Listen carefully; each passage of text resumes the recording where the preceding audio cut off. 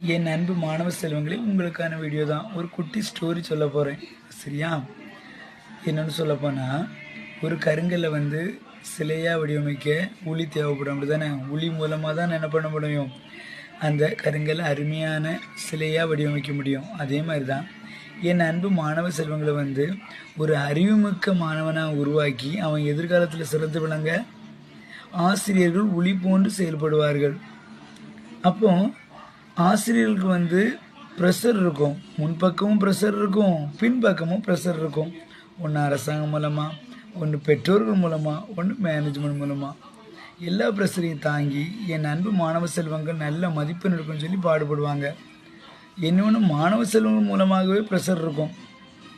Example சொல்லப்போனால், என்னோடய மாணவ செல்வமே ஒருத்தன் சொல்லுவான், மை ஸ்டூடெண்ட்ஸ், சார் உங்களை தூக்கிடுவோம் சார் உங்களை தூக்கிடுவேன், என்கிட்ட மோதாதீங்கன்னு சொல்லுவாங்க. நம்ம அவன் நல்லா இருக்கணும், நல்லா படிக்கணும், நல்ல மதிப்பெண் எடுக்கணும் தான் நம்ம என்ன பண்ணுவோம், பாடுபடுவோம், அப்படி தானே? அவன் ஃப்யூச்சர் நல்லா இருக்கணும். ஏன்னா பேரண்ட்ஸ் சொல்லிட்டு போவாங்க, சார் உங்களை நம்பி தானே விட்றேன்னு.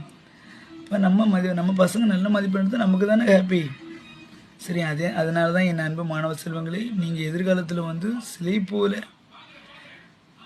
ஃப்யூச்சரில் நல்லா இருக்கணும், உங்கள் லைஃப் நல்லா இருக்கிறதுக்காண்டி தான் ஆசிரியர் பாடுபடுறாங்க. அதை நீங்கள் புரிஞ்சுக்கோங்க, சரியா? இந்த வீடியோ பிடிச்சிருக்கீங்கன்னா மறக்காமல் லைக் பண்ணுங்கள். சரி என் அன்பு மாணவ செல்வங்களே.